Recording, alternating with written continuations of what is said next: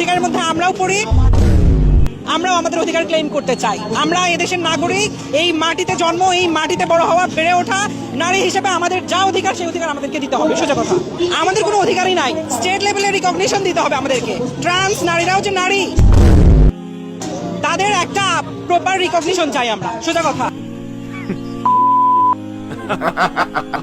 अभी बता दे भाई, अभी बता दे। পাবলিক টয়লেট পুরুষেরটাতে ভিড় আছে, এখন মহিলারটা একটু কম আছে ভিড়। তাহলে এবার ছেলে যদি বলে যে ভাই কোনো ফর্ম দেন, আমি ফিল আপ করে দিই, আমি মেল ফিমেল কিছু না, আমি ট্রান্সজেন্ডার এবং রূপান্তরিত নারী, তখন সে ঢুকার এই অপচেষ্টা করতে পারে কি পারে না?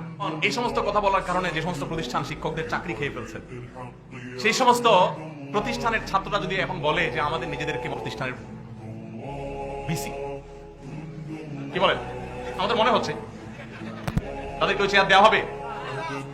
চান্দু জায়গা মতো তো ঠিকই বুঝে, আল্লাহর পুরো সৃষ্টিকে পরিবর্তন করে দেওয়া হচ্ছে।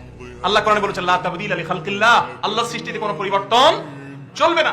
নবী সাল্লাল্লাহু আলাইহি ওয়াসাল্লাম বলেছেন লাআনাল্লাহুল মুতাশাব্বিহিনা মিনান নিসাই বির রিজাল ওয়া লাআনাল্লাহুল মুতাশাব্বিহাত মিনান নিসাই বির রিজাল। যে সমস্ত পুরুষরা নারীদের, যে সমস্ত নারীরা পুরুষদের বেশ ধারণ করে, আল্লাহ লানত তাদের উপরে বর্ষণ করেন। عدنا جنودا نلبي المسير